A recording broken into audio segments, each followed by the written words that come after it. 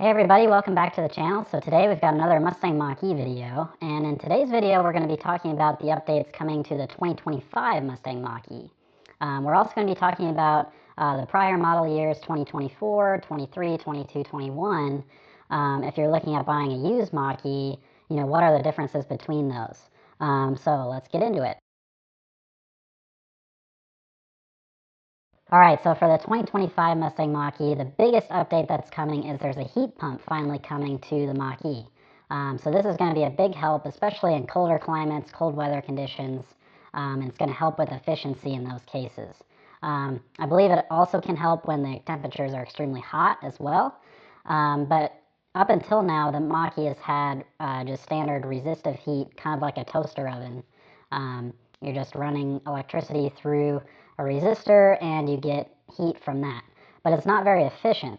So the heat pump's totally different. The heat pump is allowing you to move heat from a source that already has some heat and move it around so you don't have to recreate that heat. How do you get the heat in the first place? My understanding is the pump itself is going to generate some heat as it's running, and so that's kind of where the primary heat source comes from. But it's going to be a lot more efficient, so instead of making that heat, let's just say your battery is warm and your cabin's cold, you can move that heat, like when you're DC fast charging, or when the battery is warm and it's trying to maintain a good temperature, it can take off some of that excess heat and move it to the cabin. Or vice versa, the cabin's warm, maybe it's sitting outside in the sun, but the battery's cold, so you can move that heat into the battery, over to the motors. We don't know exactly all the engineering details behind how Ford implemented for the Mach-E, but that's a general concept, so it's really going to help for efficiency, especially in cold conditions. When it's sunny and 75, you're not going to notice really any difference at all. The one maybe downside of the heat pump is it is going to consume a pretty significant amount of the front trunk space. I'll put a couple of links to some other videos. There's one at the LA Auto Show on the Mach-E vlog, and they get into a little more details there of what the front trunk's going to look like.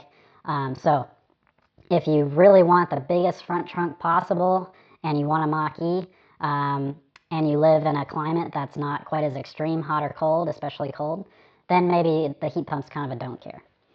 The other big thing that's supposed to be coming is ventilated seats. So the Mach-E has had heated seats, but it hasn't had any cooled seats. So that's supposed to be coming as well. And then they've made some other updates more kind of under the hood. The heat pump's under the hood too, but it's a little more obvious that it's there. I've heard they've done a chassis retune on the suspension. So even for the Mach-E's that don't have the higher end Magna ride system, like on the GT, the chassis is tuned a little bit better to remove some bounciness. That's kind of a welcome update.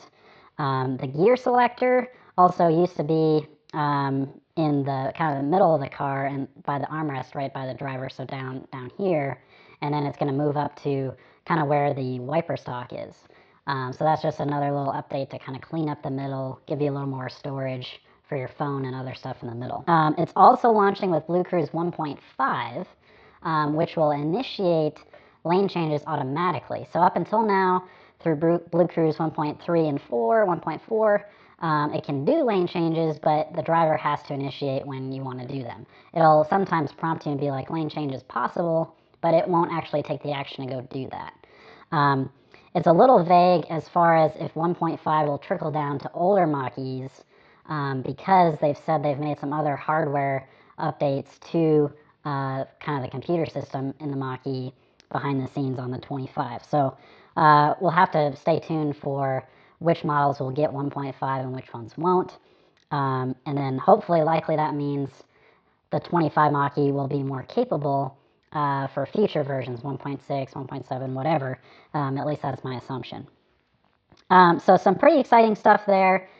So better efficiency, just kind of better, a little more future-proof Mach-E all around. There are some new color options, some different appearance package options, the ventilated seats. So all that sounds pretty good. It's really just a bunch of much-needed, nice refinement updates. It's not like a total refresh of the car. We still don't know when that's coming, if it's coming. So definitely some nice updates for 25. There's a lot of stuff going on behind the scenes. The heat pump is nice. The F-150 Lightning added a heat pump for the 2024 models. So yeah, Ford's doing some much needed updates behind the scenes, but it's not a total refresh of the car. We still don't know exactly if and when that would be coming. There's still no NACS port, native port.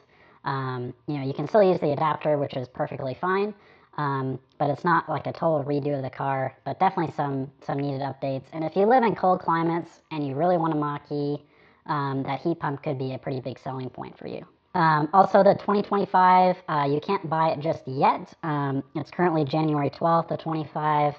Ford's website still has the configuration and all the options and stuff for the 2024. So hopefully we'll see that soon. This kind of happened that last time with the 24. It took a couple of months for the 2024 to actually be available. Okay, so that's the 2025. So let's talk about the prior model years. And right now, like I said, it's early January 2025. So there might be new Mach-E's, 2024 Mach-E's out there.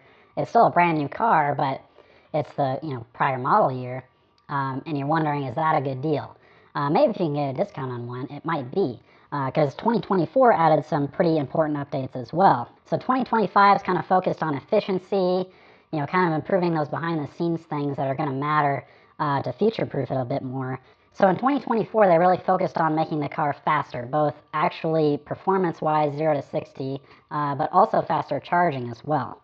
So there's a new rear motor. It's an in-house rear motor, and it has better performance, better efficiency, and most importantly, probably is better thermal management, so it can maintain high performance for a longer period of time. That was kind of one of the bigger complaints on the GT, was this kind of 5-second limitation before everything had to be kind of throttled down to keep things from overheating.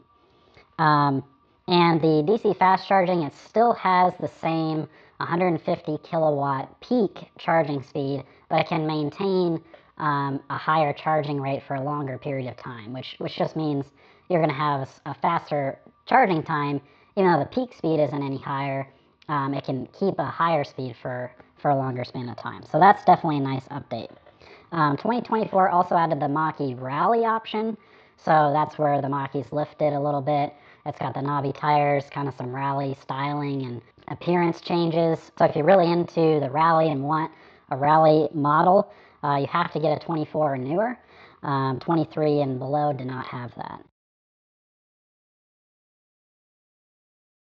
So 2023, there wasn't a ton of changes for this model year, but the biggest change really affected the standard range cars. So the Mach-E, since the beginning, has had two battery options, a standard range and an extended range.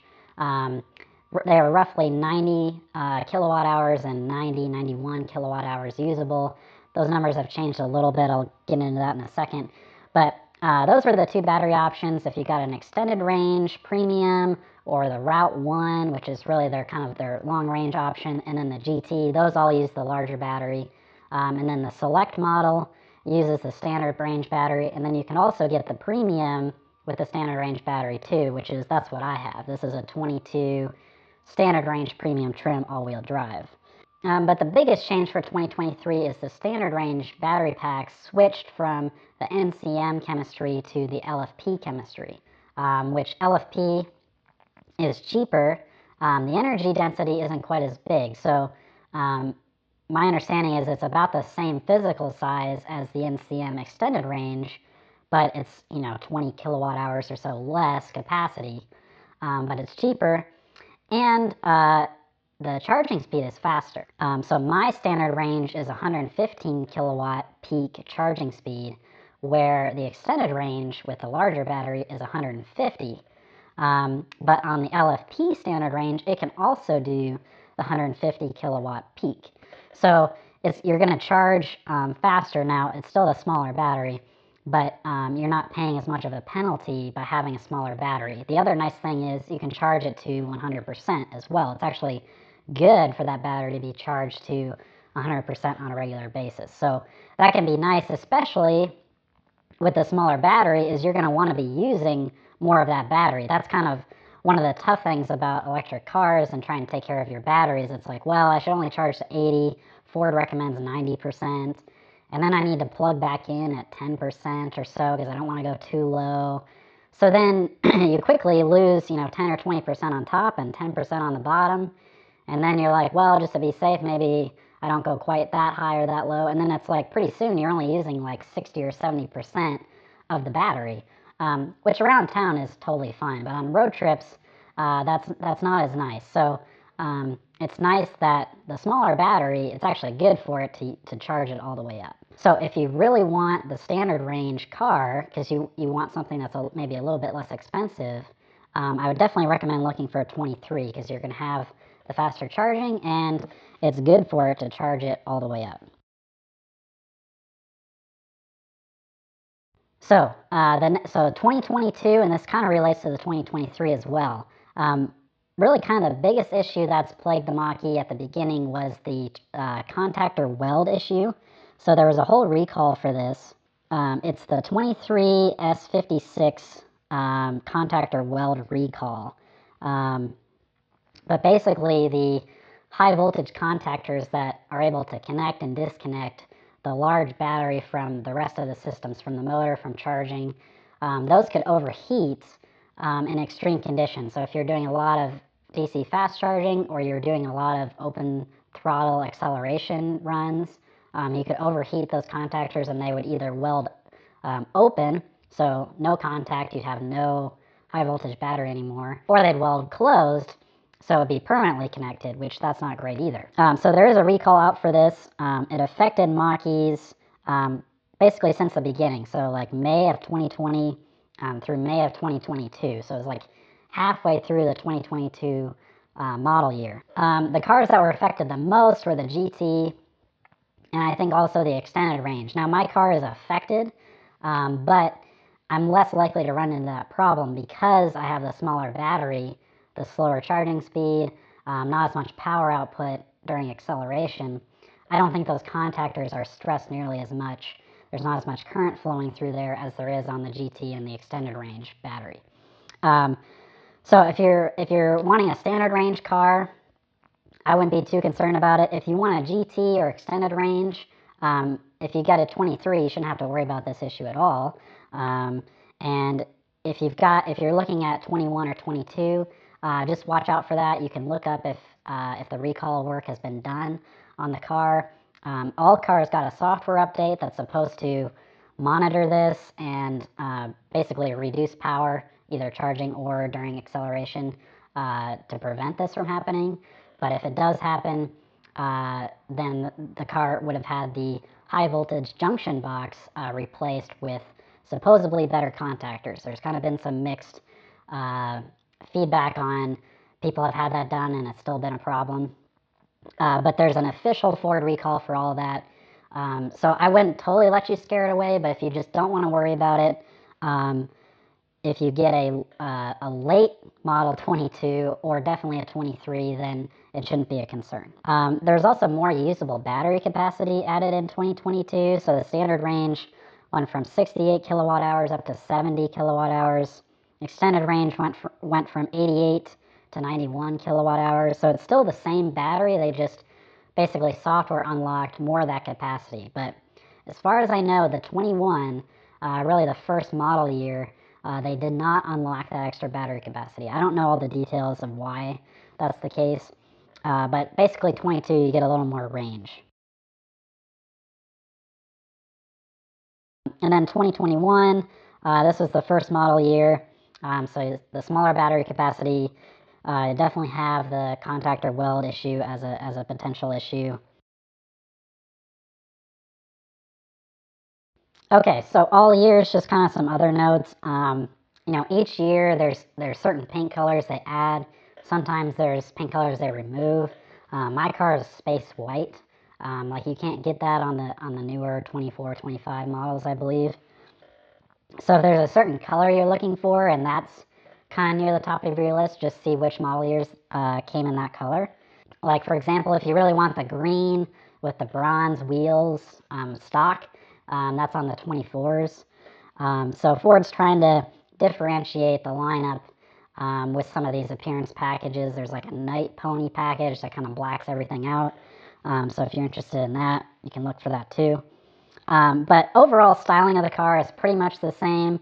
There's definitely been, probably most of the changes have actually been on the front bumper, and also like the um, the fenders. So originally on the Select, these were not like glossy colored. These are more just like kind of plain gray plastic. But on the premiums, they did gloss black, and then on the GTs, they did the body color on the fenders. But later model years, now I think even some of the Selects now have some of the like glossy trim. I might have that wrong, but yeah, the fenders have changed a lot. The front bumpers changed a lot. I think kind of the latest cars, like 23 or 24, is probably where they really look the best if you know what you're looking for. Also, all the cars are still CCS1, so that's the J1772 on top for level 2 charging, and then you use the whole port, which is kind of communication through that top port, and then DC pins for DC fast charging. So that hasn't changed. So any of them, including the 25, you will need an adapter for the Tesla superchargers. I think Ford is starting to catch up on the deliveries of those. I have gotten my free adapter. I was reading something, it looks like the new cars might actually ship with an adapter now, but we'll see if that happens for 25. And there's also some third parties now that you can buy adapters through, so it's, like somewhere between $200 and $300. If you want an officially endorsed one from both Tesla and Ford, you should be able to get your hands on one some way or another. So I wouldn't be too worried about that. I've heard some people say, well, I want to wait until the Mach-E has the native NACS port, so I don't need the adapters. That's fine, but honestly, in my case, if I had a native NACS port, I'd actually use an adapter more often because all of the level 2 chargers, in most cases, unless it's specifically a Tesla install of level 2, they're all still the J1772 to use the top of the CCS port. So really, I use an adapter on the rarity, like when I'm road tripping, instead of every day. Where Tesla owners, I think, if they're charging on the public charging, a lot of times they actually have to use an adapter. So I think the adapters are kind of here to stay for a while. My guess is at least until like 2030, we're probably going to be using some adapter to go either way until some of this stuff starts to get replaced. If you want a Mach-E and you want something soon, I wouldn't wait around to get the native NACS port just so you don't have to use an adapter. Also, all years, you're getting updates to the Ford Pass app, the mobile phone app. So with my car, they just pushed an update to the app a couple of months ago. And I can actually set the interior temperature, turn on my heated seats, heated wheel from the app. Tesla's been able to do this for forever, but Mach-E's catching up. And that was a nice update to see. So you can set that now from the phone app, and I can do that on my 2022. So how about updates that I've gotten to my car? Like if you buy a 22 or a 23, what kind of updates can you expect? Are you going to be getting the latest updates? Well, for mine, I have gotten the Blue Cruise updates. I don't know if I'll be able to run the newest 1.5, but I started out on 1.0, and now I'm up to 1.3, and I can do the lane changes. So that's pretty cool. I've also been getting all the Ford Pass phone updates. I also got some infotainment updates as well. I've showed this before, but you can use the volume knob inside the car to adjust your fan speed or temperature, as well as they kind of reorganized and kind of fine-tuned the UI, and it looks a little bit nicer now. I did get the free adapter for the Tesla superchargers as well as a software update so I can charge at them. So those are all pretty substantial updates.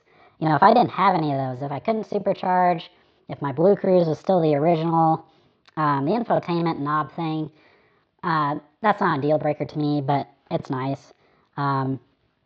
If I didn't get those, the Ford Pass phone updates, that would be kind of a bummer. So, yeah, I've definitely gotten a good number of updates, and I think you could expect at least something in that realm for a couple of years after you bought your car. Okay, so what's my recommendation? Um, you know, if you really want a Mach-E and you live in a cold climate, I would consider looking at the 25, especially, you know, if you can get any kind of discounts, or maybe you're considering leasing and there's a good deal. That could be pretty compelling. You know, the 24, I would definitely recommend, you know, if you're not really too concerned about the heat pump, either you don't road trip in the winter a lot, or you know, you're not too concerned about some of the newer Blue Cruise updates that are coming. I think the 24 could be pretty compelling, especially if you can get a good deal on one, either used or, you know, a brand new one that's, you know, as the 25s roll in, there's still a 24 sitting there. You might be able to really get a great deal on it. If you're looking for used, I'd probably go for a 22 or 23. You know, kind of get yourself a little bit of ways away from that first model year. Just watch out for that contactor weld issue, especially if you're looking at the GTs. But yeah, if you could get a good deal on a 22 or 23, you know, extended range or a GT, that could be pretty compelling. Like I said, mine's a standard range. I don't have any issues with that. You might not need the range, but in the used market, you probably only have to pay a little bit more to get a lot more battery capacity and faster charging. Now, if it's a 23 and has the LFP, and you can get that for a better deal in the extended range, that could be a good choice too. And then the last question is, am I going to upgrade? Right now, probably not. It'd be really fun if I could do some testing of like my car versus the 25 with the heat pump in the wintertime. That'd be really cool. I don't know if I'm going to get a chance to do that. I would need to have Ford loan me a car, or find one to rent or something, or have a dealer loan me one, I guess. But that'll be really interesting to see how much difference that really makes in the real world. On paper it should, but we'll see what actually happens. And I think the car just hasn't changed enough to make it worth all those updates. I road trip this car sometimes, but not often enough. If I was road tripping it every week or something, then it might be worth it to upgrade for the faster charging. But yeah, I'm still happy with this car. I also think for the channel, it's a little more interesting to just see how this car does over time. You know, now in 25 this summer, I'll have had the car for 3 years. So yeah, thanks so much for watching. You know, if there's something I missed, you know, kind of a key change in the model years, you know, let me know in the comments below. But I hope this helps. Let me know if you have other questions, and I'll see you in the next video. Thanks. Bye.